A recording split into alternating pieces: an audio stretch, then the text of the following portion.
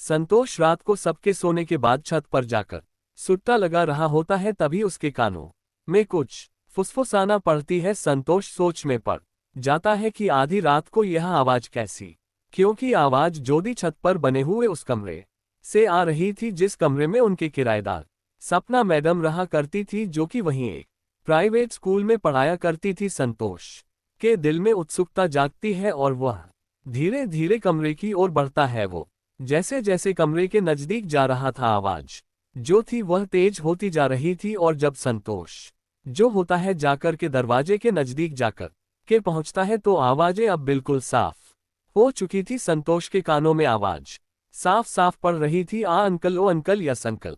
और यह आवाज सुनकर संतोष जो फिर से चिंता में पड़ जाता है कि आधी रात को ये सपना मैडम ये किस अंकल की माला जप रही है। लड़का वो भी कॉलेज में पढ़ता था, कोई बच्चा तो समझता नहीं था, और ओस का मतलब वो अच्छी तरीके से समझ सकता था कि कमरे के अंदर इस वक्त क्या चल रहा है। वो कमरे में यहाँ वहां से झांकने की कोशिश करता है और उससे सफलता मिल जाती है, क्योंकि कमरे की जो खिड़की थी वो पूरी तरीके से अंदर से बंद नहीं थी। वो हल्के से उस खिड़की को स्लाइड करता है और जब वहां से वो अंदर का नजारा देखता है दोस्तों, तो उसकी आंखें फटी रह जाती है, क्योंकि अंदर जो थी वही सपना मैडम, उनके किराएदार, वह जो थी इस वक्त जबरदस्त तरीके से किसी के साथ लगी पड़ी थी।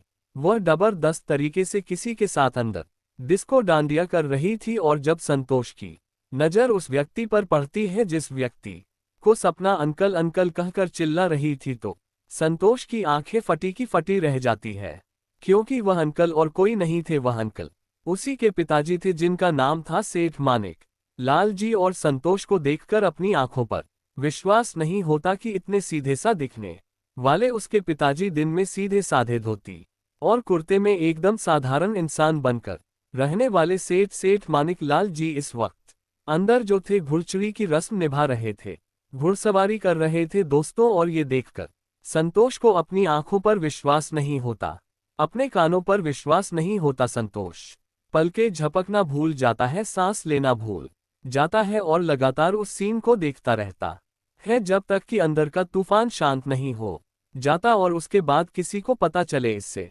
पहले ही संतोष जो है वहां से निकल जाता है और निकल के आकर के अपने कमरे में अपने बिस्तर पर लेट जाता है। दोस्तों ऊपर पंखा चल रहा था, संतोष लगातार पंखे को देखा जा रहा था, लेकिन नींद संतोष की आंखों से आज कोसों दूर थी, क्योंकि जो दृश्य वो देखकर आया था वो दृश्य उसकी आंखों के सामने से हट नहीं रहा था। उसके दिमाग में हजारों सवाल एक साथ आ रहे थे और जा रहे थे। तभी संतोष के चेहरे पर एक मुस्कान आ जाती है, क्योंकि संतोष ने मन ही मन कुछ प्लान बना लिया था और वो ऐसा कुछ करने वाला था, और अब आगे चलकर इस कहानी में ऐसा कुछ होने वाला था जो कि आप सोच भी नहीं सकते, और ना ही वह सपना मैडम ने सोचा था, और जो कि ना ही सेठ मानिक लाल जी ने सोचा था। दोस्तों नमस्कार दोस्तों, मैं आपका दोस्त आपका भाई विक्रम हाजिर हूं फिर से एक और सच्ची और रोमांचक घटना लेकर। अभी तक आपने चैनल को सब्सक्राइब नहीं किया तो अभी सब्सक्राइब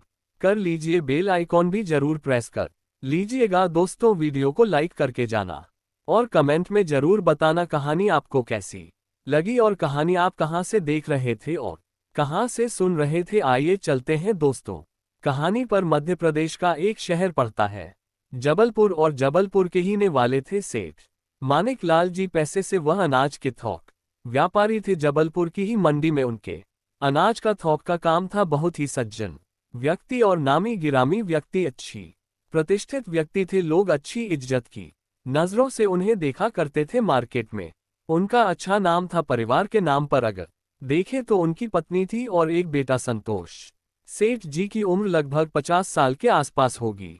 उनकी पत्नी की उम्र थी 47 से 48 वर्ष के आसपास और बेटे संतोष की उम्र थी 22 साल, जो कि कॉलेज में इस वक्त पढ़ाई कर रहा होता है। सेठ जी का बंगला एक पोस्ट कॉलोनी में था। रोज की तरह आज सुबह भी ब्रेकफास्ट टेबल पर सेठ जी, उनका बेटा और उनकी पत्नी नाश्ता कर रहे होते हैं। तभी उनकी पत्नी जो होती है कमला देवी, वो सेठ मानिक लाल जी से कहती कि देखिए आपने घर तो इतना बड़ा बनवा लिया है, लेकिन मुझसे अब इस घर की देखरेख नहीं होती। नौकरानियों के तो 100 नाटक है, आपको पता ही है, कभी कोई छुट्टी मारती है कभी कोई छुट्टी और नखरे इतने की जितने घर की बहू के भी नहीं होते। ये सुनकर दोनों बाप बेटे हंसने लगते हैं। वो कहती हंसने की बात नहीं है, देखिए मेरी भी तबीयत अब ठीक नहीं रहती इस उम्र में आते आते। दोस्तों, सेठानी को हर उस रईस बीमारी ने घेर लिया था जो कि बड़े घर के लोगों को हो जाती है। बीपी, शुगर, थायराइड, अब यही सब बीमारी सेठानी को भी घेर लिया था। और सेठानी जो थी अब उम्र से पहले ही बूढ़ी हो चुकी थी और वो सेठ जी से भी बड़ी दिखने लगी थी। इस पर वो सेठ जी से कहती है कि देखो, ऐसा है कि नीचे का घर तो मैं कैसे भी मेंटेन कर लेती हूँ, लेकिन तुमने ऊपर जो 2 कमरे बना रख छोड़े हैं और जो छत है 2 कमरे हैं वहाँ पे जो किचन लेट बात है, मतलब एक पूरी फैमिली वहाँ रह सकती है, ऐसा एक ऊपर इन्होंने बनाया हुआ था। शैतानी कहती है कि देखो, ऊपर का जो है वो आप किसी को किराया से दे दो तो उससे होगा क्या? ऊपर की देखरेख भी होती रहेगी, घर मेंटेन रहेगा, साफ सफाई होती रहेगी और 2 पैसे भी घर में आ जाएंगे। इस पर सेठ जी को विचार तो सही लगता है। अपनी पत्नी का कहते हैं ठीक है, देखते हैं कोई किराएदार। अपने बेटे से भी कहते हैं कि देखो बेटा, तुम भी पता करो, लेकिन देखो किसी आदमी को हमें ये देना नहीं है, सिंगल आदमी को, क्योंकि आज जमाना ठीक नहीं है। पता नहीं कौन व्यक्ति कैसा हो, या तो कोई फैमिली मिल जाए या पढ़ने लिखने वाली कोई बच्चियां हो या कोई कामकाजी महिला हो, लड़कों को, बैचलर्स को, और किसी सिंगल आदमी को हमें घर किराए से नहीं देना। लड़का भी कहता है ठीक है पिताजी, जैसी आपकी इच्छा, मैं भी देखता हूँ। अब उसके बाद पिताजी तो चले जाते हैं अपने काम पर, लड़का भी कॉलेज चला जाता है। बेटा जो होता है वह तो आजकल के बच्चे तो सब एक्टिव होते ही है। बात कर रहा हूँ 2020 के लास्ट की, नवंबर दिसंबर की। अब लड़का जो होता है वह सोशल साइट्स पर जो आजकल आपने जो सब रट फैंस से देने के लिए और एक कर दुनिया भर की चीजें चलती है, तो लड़का भी जो होता है लेस पर डाल देता है घर रेंट से देने के लिए। 2 दिन के बाद उस लड़के के नंबर पर एक कॉल आता है। जब लड़का कॉल रिसीव करता है तो उधर से एक महिला बात कर रही होती है और उससे कहती है जी मैंने आपका ऐड देखा था तो मुझे घर की राशि चाहिए। तो लड़का जो होता है वह उतना ध्यान देता नहीं, वो उन्हें अपने पिताजी का नंबर जो होता है वह दे देता है कि आप मेरे पिताजी से बात कर लीजिए। उसके बाद बात खत्म हो जाती है। इसी प्रकार से 2 से 3 दिन बीत जाते हैं। एक दोपहर को जब संतोष कॉलेज से लौट करके घर को आता है और घर में ने के बाद जब वो अपने ड्राइंग रूम में बैठा हुआ होता है तो उसकी माँ जो होती है किचन से निकल करके एक ट्रे लेकर के आती है जिसमें एक प्लेट नाश्ता होता है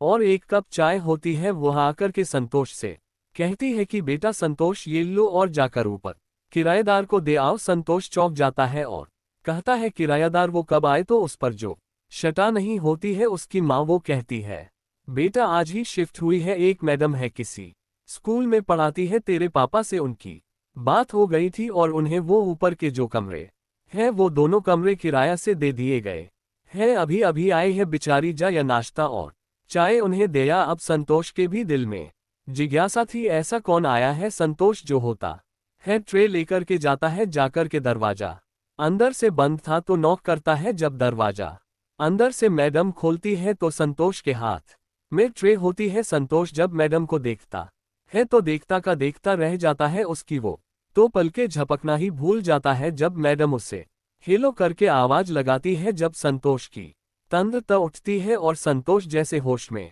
आता है और कहता है जी मैं संतोष की माँ ने आपके लिए चाय और नाश्ता भेजा है। मैडम जो होती है उसे बुलाती है अंदर बैठने के लिए, कहती है अभी तो सिर्फ चेयर्स पर पड़ी थी, सामान अभी तक अनपैक भी नहीं हुआ था। मैडम कहती क्या मेरी आपसे ही बात हुई थी उस दिन फोन पर? तब संतोष को याद आता है कि हाँ, किसी लेडीज का मुझे फोन तो आया था।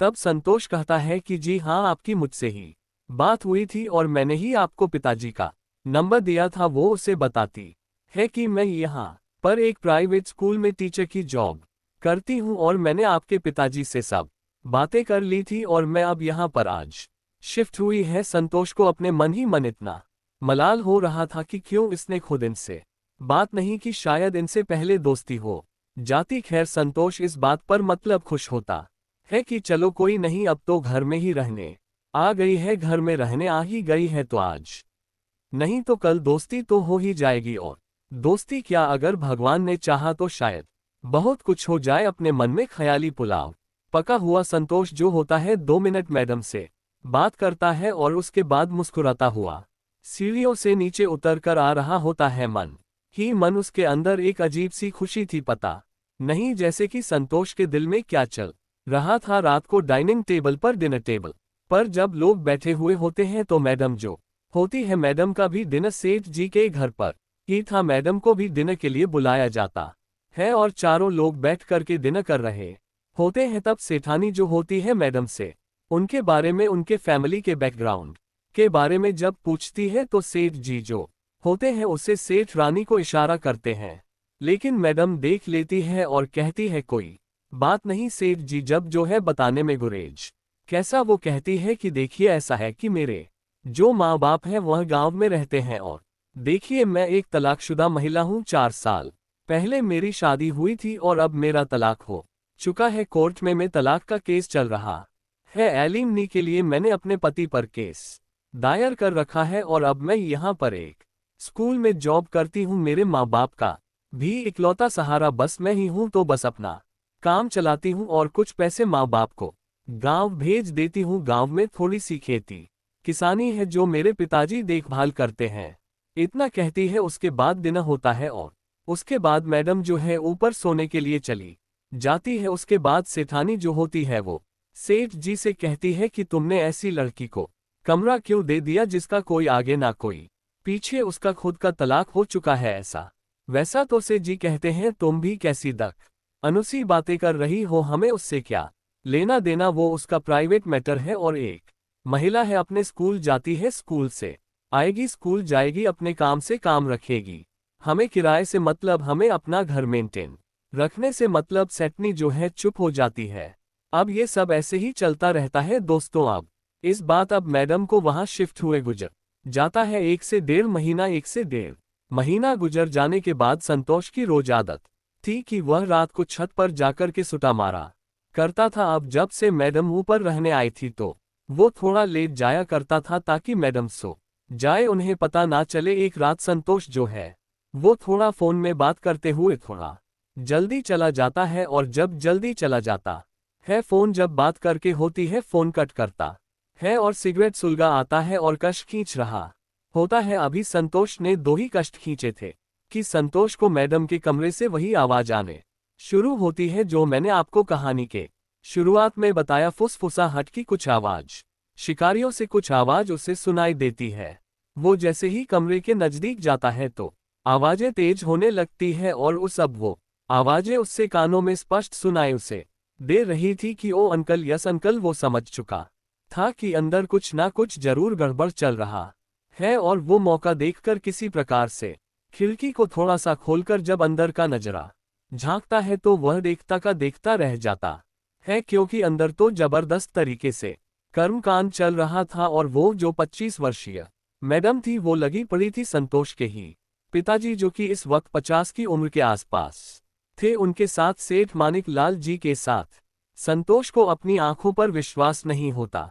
उसे अपने ही पिताजी पर चिढ़ा रही थी कि साला, जो सपना मैं देख रहा था, जो मैं करने की सोच रहा था, पता नहीं मेरे पिताजी ने कैसे बाजी मार ली। मैं देखता ही रह गया और मेरे पिताजी आज अंदर जो है वो डिस्को डांडिया कर रहे हैं। अब ये संतोष जब ये सब सोच रहा होता है तो वह अपने पिताजी पर ये भी सोच रहा होता है कि कितने सीधे साधे दिखते हैं। दिन में धोती कुर्ता पहन करके घूमते हैं, माथे पर तिलक लगाते हैं, जैसे कोई देखने वाला समझे कितना सज्जन, कितना धार्मिक किस्म का ये व्यक्ति होगा। और रात को इनका कोई कांड देख ले तो उन्हें समझ में आए कि ये कैसा व्यक्ति है। लेकिन अब था तो उसका बाप ही क्या करता, जब तक मन करता, जब तक अंदर प्रोग्राम चल रहा होता है। संतोष जो है पूरा फुल मजे से वो देखता है। अब संतोष के अंदर भी हलचल पैदा हो जाती है। था तो जवां मर्द अब वहां से संतोष निकल जाता है और आकर कमरे में जब वो सोचने लगता है तो अब उसका दिमाग तेजी से दौड़ाने लगता है कि जो हुआ हुआ, उससे उसे क्या लेना देना।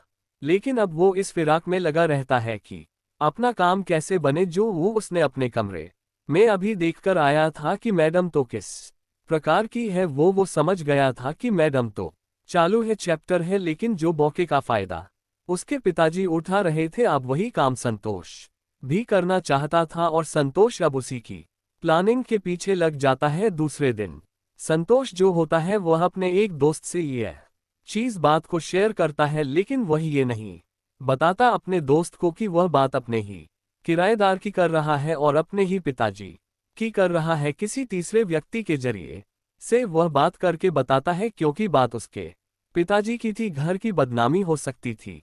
उसका दोस्त जो होता है वह उसे सलाह देता है कि यार अगर तू भी बहती गंगा में हाथ धोना चाहता है तो देख, इतना आसान तो होगा नहीं। हो सकता है अगर जाके डायरेक्ट बात करे तो वो किसी को बता दे, तेरी फजीहत हो सकती है। इसलिए अगर उन दोनों के काम का अगर वीडियो बन जाए और वो वीडियो अगर तेरे हाथ लग जाए तो उस वीडियो को दिखाकर तू उस मैडम को फिर ब्लैकमेल कर सकता है। उसके बाद तो जो चाहे वो मैडम 100% तेरे साथ करने के लिए तैयार हो जाएगी, क्योंकि मैडम के पास और कोई रास्ता होगा नहीं। संतोष को बात कहीं ना कहीं जम जाती है। अब संतोष जो है वो एक ऑनलाइन हिडन कैम मंगाता है। अब जब वो हिडन कैम संतोष के पास 2 दिन के बाद हाथ में आ जाता है तो अब संतोष के दिमाग में बस यही चल रहा था कि किसी तरीके से कैमरा मैडम के रूम में बस फिट किया जाए। अगली सुबह ही संतोष जो है वह छत पर जाता है और इंतजार कर रहा होता है कि मैडम कब नहाने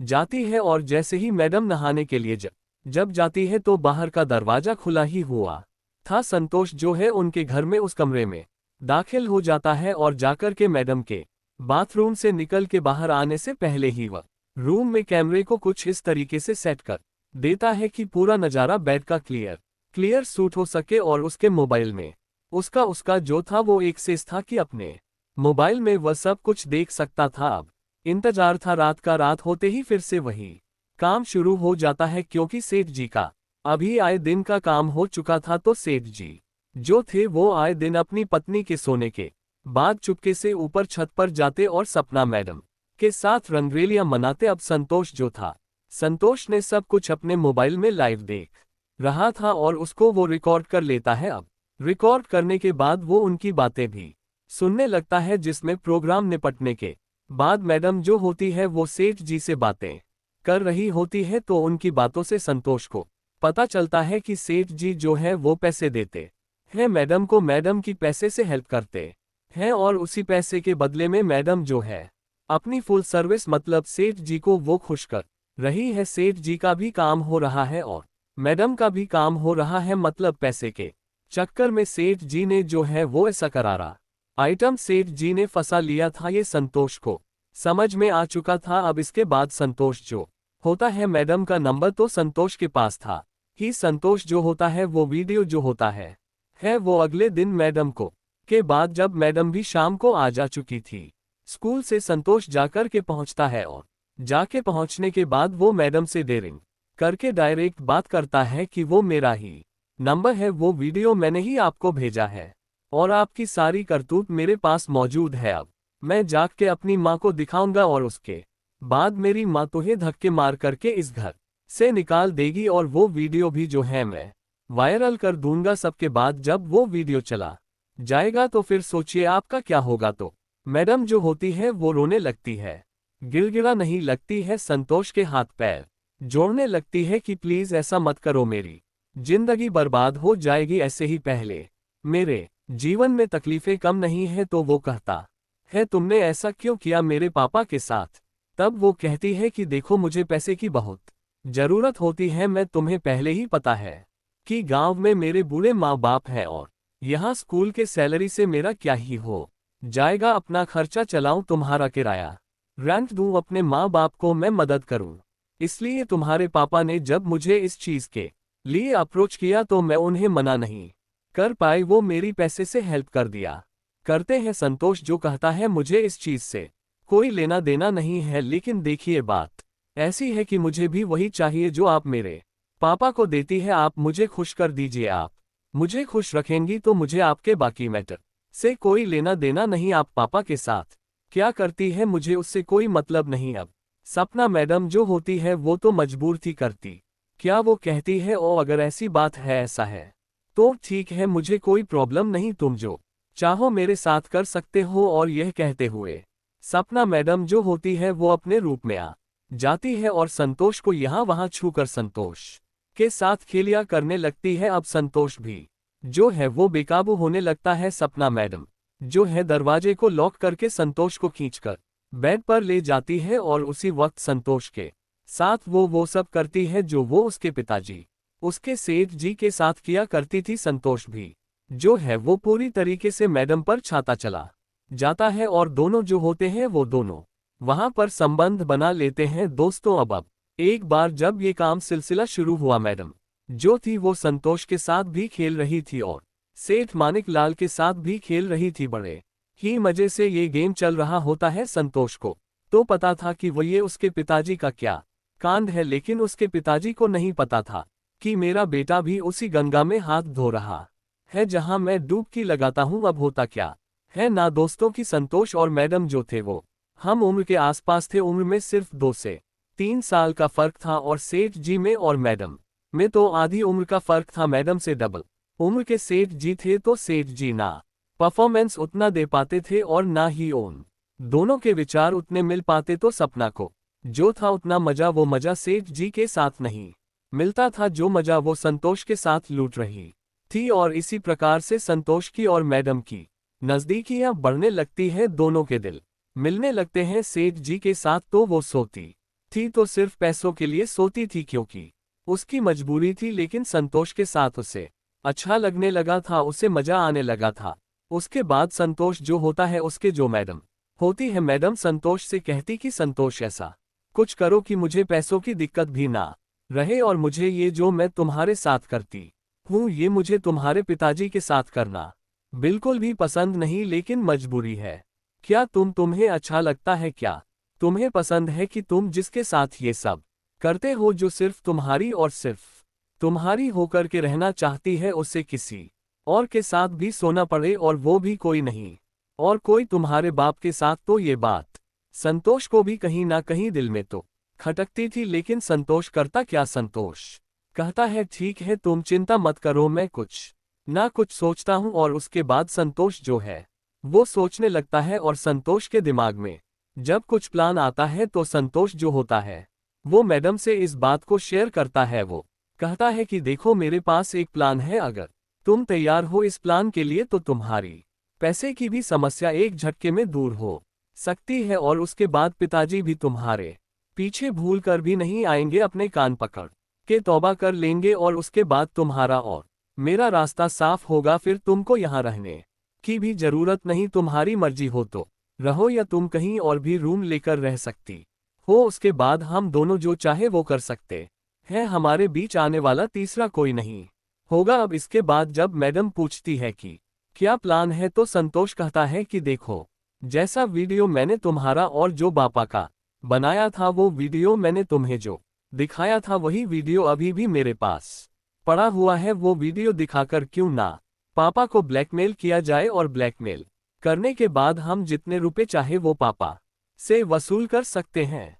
और एक बार वो पैसे जब आ गए तो पैसे के सारे तुम रख लेना, पैसे की तो मुझे जरूरत है नहीं, मेरे पिताजी के पास बहुत पैसा है, वो पैसे से तुम्हारी पैसे की प्रॉब्लम भी सॉल्व हो जाएगी। और एक बार जब लेने के देने पड़ जाएंगे तो उसके बाद पापा खुद ही तुमसे तौबा कर लेंगे और दोबारा कभी तुम्हारे करीब आने की सोचेंगे भी नहीं। कहीं ना कहीं सपना मैडम को भी यह प्लान जो होता है ये कारगर सा महसूस होता है। उसे लगता है कि बात तो तुम सही कह रहे हो, वो भी मान जा आती है। उस अब अपने प्लान पर अमल करते हैं और अगले ही दिन एक नया नंबर खरीद करके लेकर के आता है संतोष और उस नए नंबर से अपने पिताजी के व्हाट्सएप दो हो जाते हैं, थर थर कांपने लगते हैं, समझ जाते हैं कि गेम हो चुका। वो अपने दुकान से भागे भागे आते हैं और आकर के जब उस मैडम को मिलते हैं और उससे कहते हैं कि देखो यह वीडियो तुम्हारा और मेरा कैसे बना और ये बाहर कैसे आया, जरूर इसमें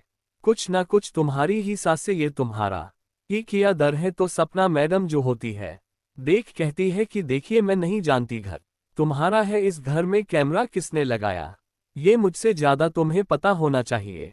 मुझे तो ऐसा लगता है कि सब कुछ तुम्हारा ही किया रहा है, तुम मुझे बदनाम करना चाहते हो, बेइज्जत करना चाहते हो। मैं अगर इस केस में कुछ कम ज्यादा हुआ, मेरा ये वीडियो वायरल हुआ तो मैं तुम्हारे खिलाफ पुलिस कंप्लेंट कर दूंगी और तुम्हें मैं जबरन मेरे साथ जबरदस्ती करने के इल्जाम में मैं तुम्हें फंसा दूंगी सेठ जी। बेचारे दोनों तरफ से पीस जाते हैं। सेठ जी आखिर में उस नंबर पर मैसेज करके उससे पूछते हैं कि भाई आखिर चाह क्या हो बताओ। तो जो उनका ही बेटा संतोष होता है उस नंबर से कहता है कि सेठ जी रुपए लगेंगे 20 लाख अगर यह बात बाहर ना आए, ये वीडियो बाहर ना आए, चाहते हो तो 20 लाख आपको देने पड़ेंगे। सेठ जी उससे बहुत मिन्नतें करते हैं, गिड़गिड़ाते और मामला आकर के रो टिकता है दोस्तों 10 लाख में। रुपए लाख में मानदव होती है, मामला सेट होता है और एक जगह बताई जाती है। वहां पर रात को जाकर के सेठ जी रुपए लाख का बैग रखा आते हैं और उसके बाद संतोष जो होता है वो बैग वहां से उठा करके लेकर के आ जाता है और वो बैग लाकर के वो सपना मैडम को सौंप देता है और कहता है ये लो तुम्हारी अमानत, अब ये पैसा तुम्हारा है। अब इसके बाद इतना बड़ा कांड होने के बाद मेरे पिताजी शायद अब तुम्हें परेशान नहीं करेंगे और अगर अब वो आते भी हैं तो इसके बाद से तुम उन्हें साफ मना कर देना, क्योंकि सेठ जी देखिए तुम्हारी वजह से इतनी मेरी मुसीबत हो चुकी थी, मैं आगे किसी मुसीबत में नहीं पड़ना चाहती, लिए जो होना था हो गया, अब आगे कुछ नहीं। और वैसा ही होता है सेठ जी उसके बाद जब आते हैं तो सपना जो होती है साफ शब्दों में कड़े शब्दों में उसे मना कर देती है। सेठ जी भी जो होते हैं वो भी तैश में आ जाते हैं और कहते हैं ठीक है अगर ऐसा है तो तुम्हें मेरे घर में रहने की भी कोई जरूरत नहीं, तुम अपना दूसरा प्रबंध कर लो। वो कहती ठीक है, मुझे क्या दिक्कत है, इन लोगों ने तो पहले ही प्लान कर रखा था सपना मैडम के लिए